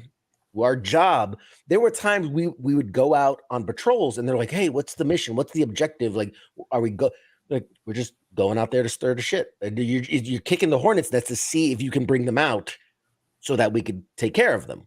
The idea, so when you have to live at that level of anxiety and hyper focus, it fries your brain in a way that is a couple of therapy sessions is just ain't gonna put that shit back together. It's I've watched documentaries about football players, and they said, you snap the ball in that 30 seconds, that 2 minutes of that play, I'm my brain's at 100, right? I'm full go. I'm seeing everything and doing it. It's like that now for an entire year with no breaks between snaps, with no end of the game, with no halftime. And trying to get sleep is one of the hardest things, even though I've told people a lot of soldiers can sleep through fucking anything. Oh, yeah. Guys used to freak out because I would grab Z's whenever I could. And I was notorious for putting my M16, the butt of my M16 between my boots. And I would put my boots together and they would hold the butt of my weapon. It's not loaded. There's no magazine in it. And I would just put the muzzle up into my Kevlar and I would drop my head onto the muzzle and I would be like a bobblehead. And I would just sleep during transport and shit like that. Constantly catching Z's because I said, look, man, this is a high. And I'm not even talking about what you're going through. Then you involve yourself in a combat situation and the heightened anxiety just must be crazy, dude. And I'm just telling you, man, I admire the shit out of you. So let's get back to that moment, Mike. Dude's holding his leg. Yeah.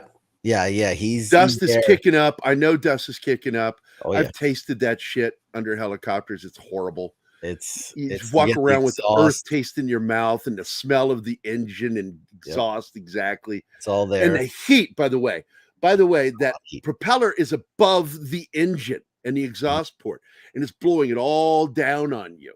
Yep. That is an intense moment. And you see this guy, do you think he broke his leg falling? That's not what happened. I'm like, I'm gonna have to call it in, and I'm already reaching for my little med kit and all the thing. I'm gonna have to splint his leg, and I'm running through all the things. I get up and I start walking towards him. Lost my bearing there for a second because I'm like, I just got up. I'm believing what I see. It's a D to D moment. It's one of those things. You said, what's the stupid thing that got you where you are? And just then the helicopter pulls away. And that's when I hear very clearly that I'm hit. And I you just, everything freezes. It felt like I had an hour to think about it, but what was a fraction of a second where I'm like, oh God, I'm now standing out in the open. He's hit. We're under fire. I don't know where it's coming from. And in that second, I could see, and like you said, with the helicopter over you, things are kicking up. You can't really, it's blurry and dusty.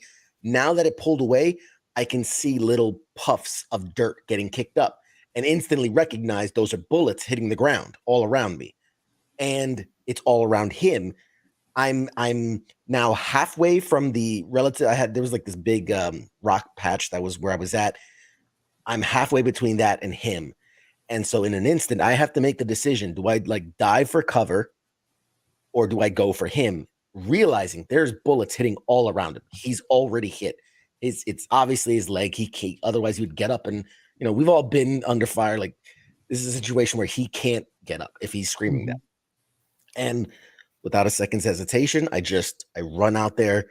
Our Kevlar vest, which was the IBA, it has a little pull handle on the back of it. And so I just ran out there. I grabbed the pull handle. I don't know where the fire's coming from. All I can think in my brain is I was over by those rocks. I didn't get shot. That's got to be relative safety. And so I just grab him and I start dragging him back while I'm trying to assess the situation, see where my guys are at. I can hear them firing. So I'm like, okay, my team knows what they're doing. We're not rookies. We've done this 100 times. They're doing what they have to do without being told. And so I'm dragging him back. And in a split second, it felt, and this took me a long time to really kind of, all this happened very quickly. And so this is years of me laying in my hospital bed trying to assess what happened. All of a sudden, it felt like he got stuck. It went from dragging a person to what felt like dragging a car. And I couldn't figure out why. And wrapping my head around real quick. I'm like, oh, maybe his belt stuck on a button. But I couldn't see anything. It was pretty bare ground. And so I just pulled harder. And I remember I slung my weapon, grabbed with the other hand and started pulling again. And it got him moving. What I didn't realize is I had been shot through my bicep. And so I had severed completely all the muscle and shattered the bone in my left arm. 7.62 armor piercing rounds. And so I shattered the bone complete. My arm is basically disconnected from the rest of me. Thank God. And I mean, this is going to sound kind of humble brag, but I was buff. Like, we just worked out a lot. Oh, stop it. Jesus Christ. And so what happened was me flexing, the bullet hit me right straight onto where the thick. So you flexing caused it to alter. It basically, what happened was, because, muscle's denser than fat, a 7.62 armor piercing round had to go through in my entire thick ass muscle. And then when it hit the bone, it shattered the bone, but it stopped. Had that bullet come out the other side, my arm would have been blown off completely. Yeah, it wouldn't be attached to me anymore. So that's why I have an entry wound, but not an exit wound. This is all surgery scars. But I don't have an exit wound because the bullet never went all the way through. It hit the bone and completely stopped. So I was basically pulling him with something that was only attached to me via skin at that point. And so that's why it felt so hard. So I grabbed with the other hand, I started dragging him, got him almost all the way back. And then it happened again where I'm like, now I felt like I was dragging the Titanic behind me.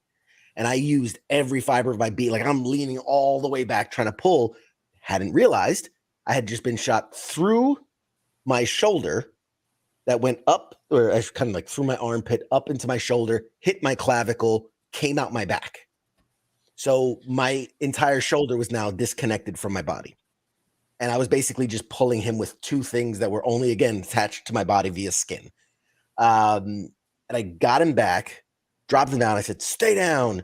And I went to step out. I was going to lift my weapon and kind of assess the situation using little optics on our guns. And I basically like wet noodled my weapon, where just my hands were kind of slapping against it. And I'm like, my brain's saying, pick up the rifle, look through the scope. And my arms are just dangling. And I'm standing there for a second, and like, I'm like, it felt like I had enough time to go like, wait, what's going on? Why, like, am I in shock? Like, I can't be in shock. I'm like, I'm used to this. I've been in over a dozen firefights, so this doesn't rattle me. I'm like, what's going on? Why isn't my arms doing what? Again, might have been a second of me just going, what the fuck? Next thing I know, I get shot twice in the chest. Bang, bang, 2 shots, right? One in the heart, one in the lower upper abdomen.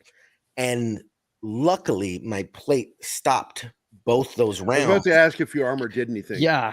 It did. It did. Thank God it did, because, and again, these are armor-piercing bullets, and luckily we had the state-of-the-art armor that could withstand armor-piercing rounds, although they're only meant to stop 1 round. Not 2. They were once apart. it hits that one time, it becomes shatters. no longer shatters it, functional. right? Yeah. Yeah. It basically shatters the plate, and it's not guaranteed after that. Luckily, the rounds were far enough apart that it's like breaking a window in 2 different places, but it still holds together.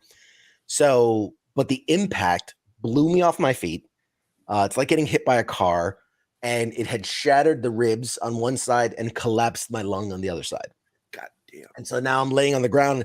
I'm like I can't breathe. All the wind knocked out of me. I'm like, what the fuck? And I'm just, my brain's screaming at me like, get up, get up, get up, get up, like get back in the fight. And so like I'm rolling around, and I couldn't, my body wasn't listening to what my brain was screaming at. You couldn't do anything. Yeah. It was like hitting hard reboot on your computer, and my brain was just like, ah. And so all I could get out was like, I'm hit. And I'm like, oh, I can't. And I'm panicking too, because like at this point, I don't feel pain yet. The adrenaline's going so hard, I don't feel pain, but I know that my body's not doing what I'm telling it to do. And that causes a different kind of panic when your body, because I've been in situations where I've been injured, and I'm like, I'm trying to do something, and it's really fucking weird because we just naturally assume shit's going to work. Mm-hmm. We just do that naturally. It's like, we just, and then all of a sudden shit's not working. And so you've got the heightened anxiety. You've got the anxiety now that your body's not functioning, and you've been hit. That's a different kind of anxiety. Oh, yeah. And what's worse is you can't even treat his or your wounds. Right. Exactly. And my concern in that split second, realizing I'd been hit and that my body's not responding, you go back to training and things, and I'm like, oh my God, I've been hit in the spine. I'm paralyzed. Like, that's my first thought. I'm fucking paralyzed, and now I'm done. There's nothing I can do. And so I'm laying there, and I'm trying to call out to my guys. I can't really see anybody. And that's when my buddy Juan Carlos Paredes Ramos, the Mexican kid, comes running over, and is the first face I see. And I just remember him looking down at me, and I'm like, I'm hit. And he's like, yeah, you're fucking hit. And I'm like, I can't move. And he drags me the last foot back behind the rock, and and he starts like patting me down, and he's like, shit, you're bleeding. And I'm like, where? And he goes, everywhere. And I'm like, wow, that's not good. And so he starts, and at one point someone screamed, grenade. And like, you could literally hear tink, tink. And what happened is somebody had thrown one of them had thrown a grenade, enemy had thrown a grenade, and that big kind of rock outcrop, it had hit the backside of it. So we heard that dink, dink. And just without thinking, man, this dude, he throws his body over me. And I'm like, I'm the wounded one. I was like, you should have used me as a shield at that point. Yeah, right. Save yourself. But he threw his body over me, and the explosion went off, and luckily we weren't hit anymore. And I asked him years later, I'm like, why'd you do like? And he says, like, you were so fucked up. I didn't want you to take any more damage. And I'm like, that's one of those stupid things. Like, and then, like, after the fact, like, that was dumb. Don't do that. Don't risk yourself. But that's what we do. And so, kind of like the guy that went after the dude with the busted leg, right? Yeah, basically. Exactly. It's one of those things. I'll tell you a side note about that in a second. So he immediately starts trying to work on me, and I'm kind of talking him through, because he's dark brown kid. And when he looked at me, he was white, like big saucer eyes. And I'm like, oh, that's not a good look. Like, that is not a good look. And so he's trying to find, he's like, there's bleeding everywhere. He starts putting tourniquets on me. And at that point, I'm starting to feel things. And I didn't feel pain, but I felt all those endorphins and everything's wearing off. And now your body is like going, hey, we're done pumping you up now. So the rest of this, It's on you. You're gonna feel this shit. And so like I didn't feel pain at first. It was just a very uncomfortable. It's like if you slept with your arm behind your back and it just like your body just doesn't like it. And I remember telling him, I'm like, he's putting tourniquets on and he's bandaging. I'm like, man, something it's like my shoulder. I felt like I was laying down on a boulder behind my shoulder, and a pointy one at that. And I'm like, dude, you gotta like, I know you're busy, you're working on me.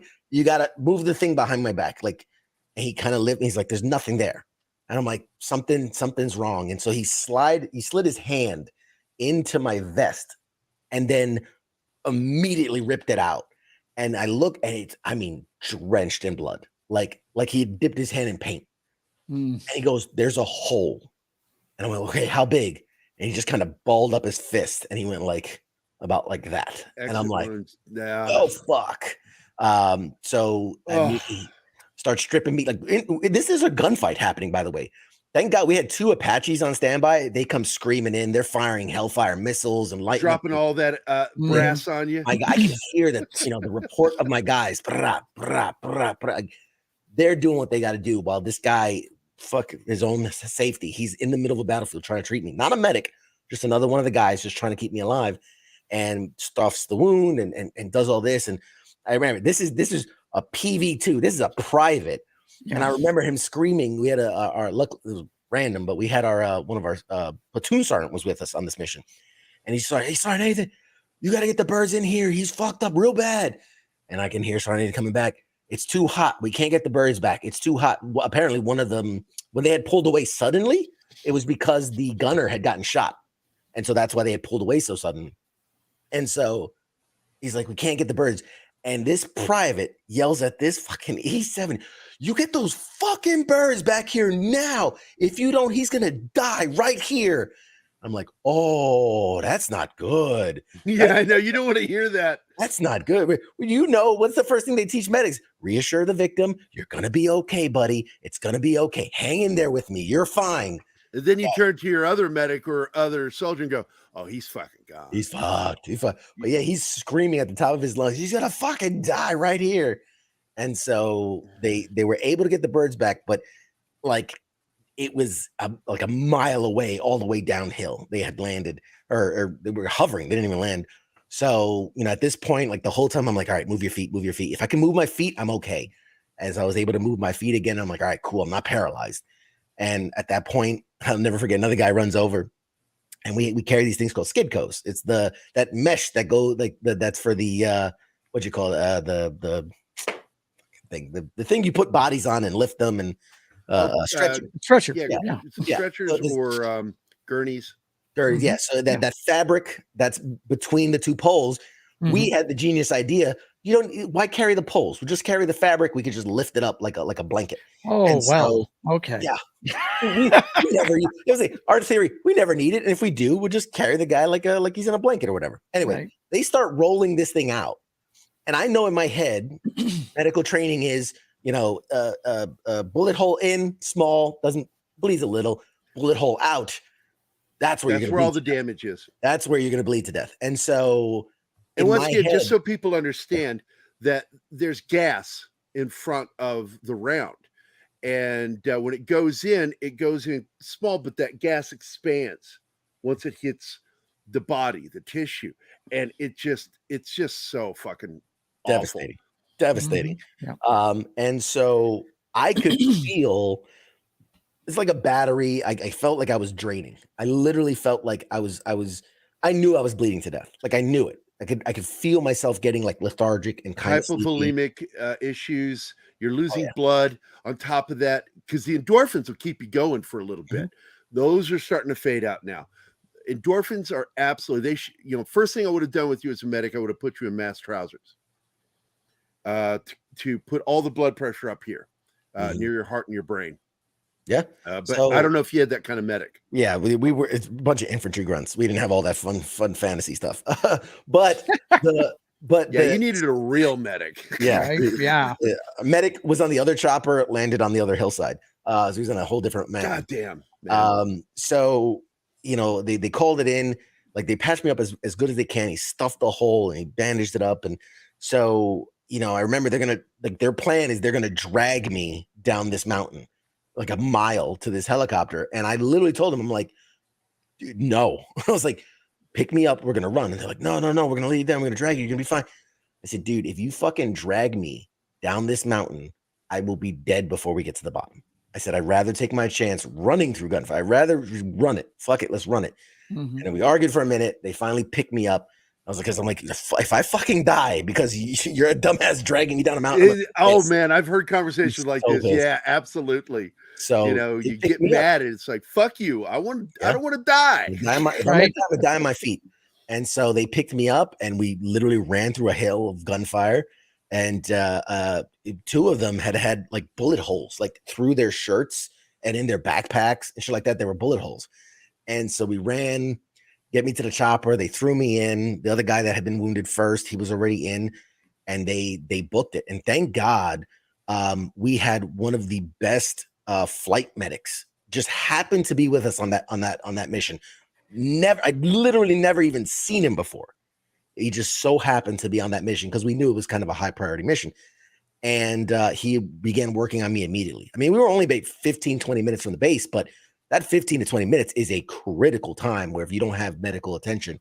And so he literally... It only takes seconds to fucking die, dude. Stripped me naked on the metal floor, both doors open in the mountains to 35,000 feet in the mountains, fucking helicopter going faster than I've ever been in a helicopter.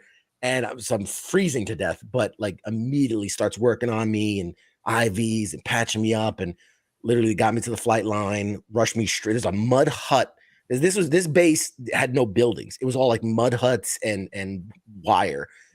Rushed me in and got me into immediate life-saving surgery. They ripped me open and pulled bullets out and did the best they could. And yeah, and then that was it for me, man. They put me under for surgery. Woke up 3 days later in Bagram, the main base. Was there for about a day. Flew me to Bagram Air Base. Yep. They flew me to Germany. That's where one of the main medical centers is.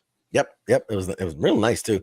But then from there they flew me to Germany. I was in Landstuhl Army Medical Center and I was there for 4 days. They were like, "You're so like, there's nothing we can do for you here. Like, we are not equipped to handle how bad you are." And so from there, flew me to Walter Reed in Washington, D.C. And I spent the next 2 years of my life in the hospital. 44 surgeries. I actually died twice. They had to bring me back twice. And then almost 2 years to the day, I medically retired as a sergeant of the U.S. Army. So, and that's how I got here. Man, what a story. Good gosh, dude. man. I gotta tell you, you're here. Let me read. Yeah. Oh, I'm sorry, Joe. I want to read some of the comments that you have just caused over the last hour. Here we go. Let's see. Well, okay, let me get these out of the way. John Osteen says, having been to both areas, does Mike or any of the hosts have any hope or ideas for Afghanistan or Iraq joining the community of modern civilization? Look, I have no problem. Islam is a wonderful religion when practiced by sound minds. But what's going on in the Middle East is still a problem. It's been a problem. When I was in the military, we had a little thing we would say called I would fly 1,000 miles, smoke a camel. And the classic line from Aliens, fuck them, nuke them from orbit, turn into a sheet of glass. These were common things being phrased by people because we couldn't understand them. And the thing is, at one point I even said, put a wall around them and just fucking tell them, you can come out of the wall from behind the wall when you guys decide to play with the rest of us. Until then, fuck off. But the fact is we're starting to see something finally in the Islamic communities where the rational side of Islam is coming down on the irrational side of it, saying you need to stop this shit. And we see it with Dubai.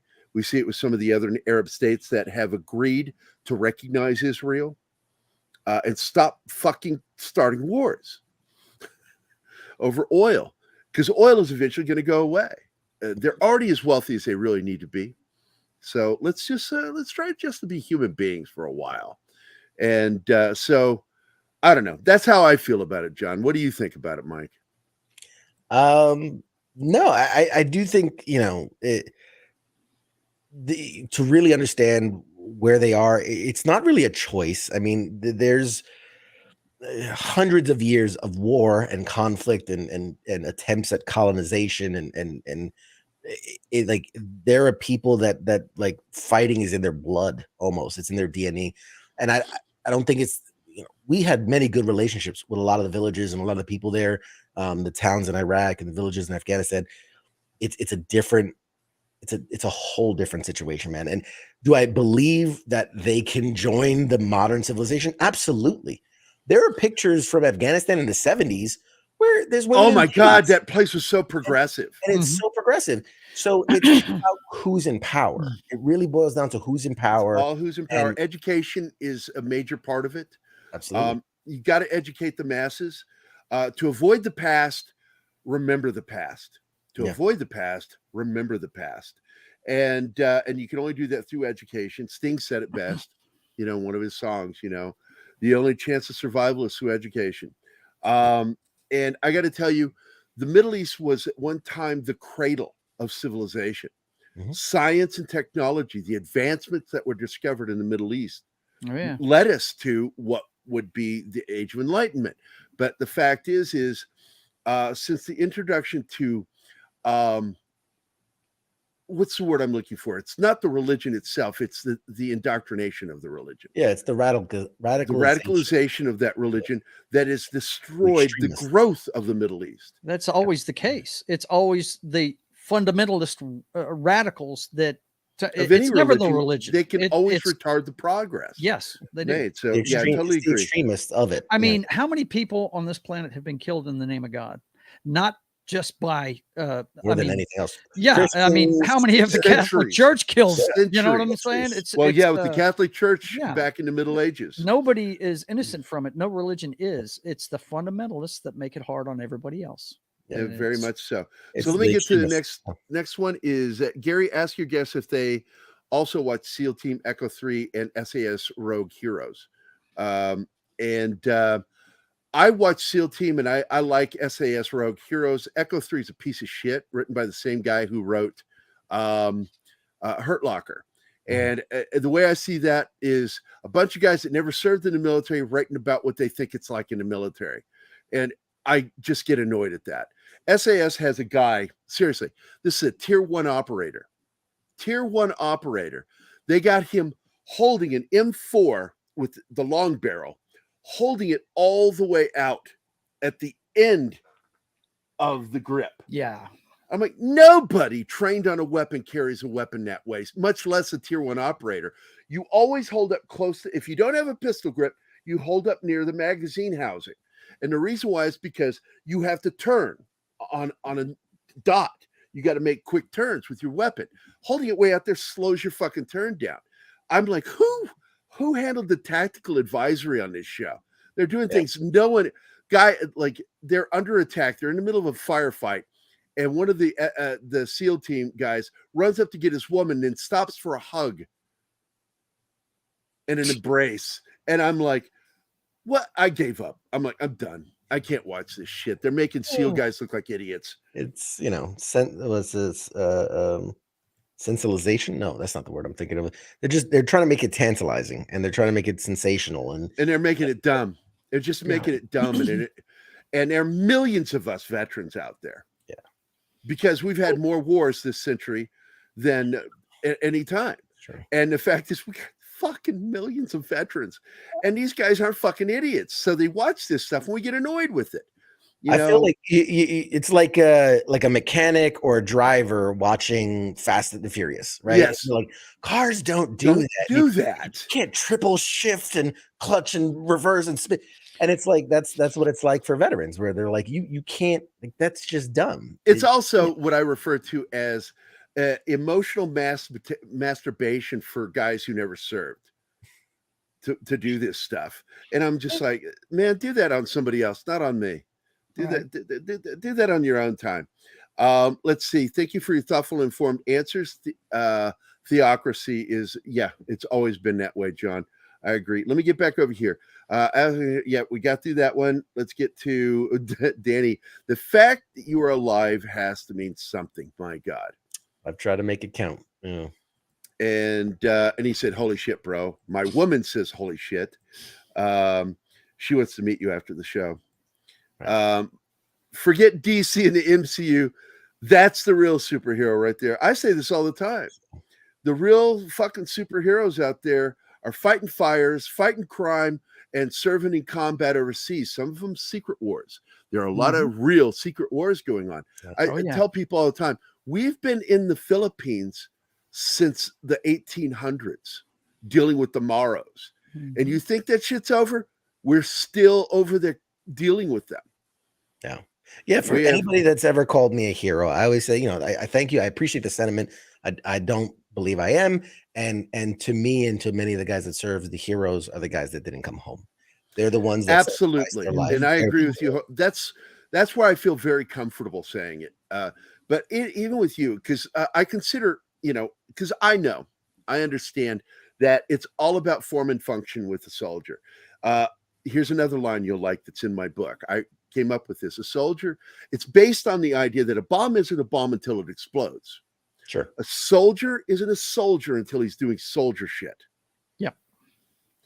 And it's one of the lines in the book, and I'm proud of that line, because it's like I try to explain to people, soldier shit comes off as heroic to you, but it's just soldier shit to a soldier. It's just shit that we do, and you don't think about it. It's all part of the training. You rely on your training.